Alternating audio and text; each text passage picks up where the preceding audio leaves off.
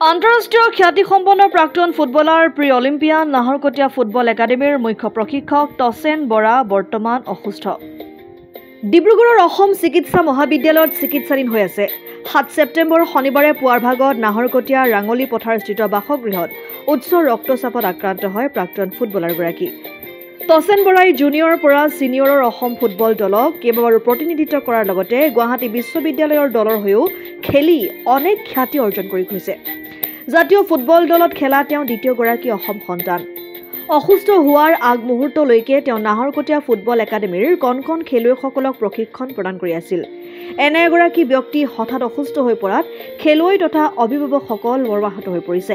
তেখেত পুনৰ খেলপথাৰলৈ উভতি আহক সেই আশাৰে আশু আৰোগ্য কামনা কৰি নাহৰকটীয়া ক্ৰীড়া সন্থাৰ ষ্টেডিয়ামত 10 ছেপ্টেম্বৰৰ সন্ধিয়া প্ৰশিক্ষিত সকলো বিভাগৰ খেলুৱৈ, অভিভাৱক অভিভাৱিকা, একাডেমীৰ বিষয়ববীয়া, ক্ৰীড়া সংগঠক, প্ৰাক্তন খেলুৱৈ, ক্ৰীড়াপ্ৰেমী ৰাইজ তথা শুভাকাংক্ষীয়ে বন্তি প্ৰজ্বলন কৰি সমূহীয়া প্ৰাৰ্থনা জনায়।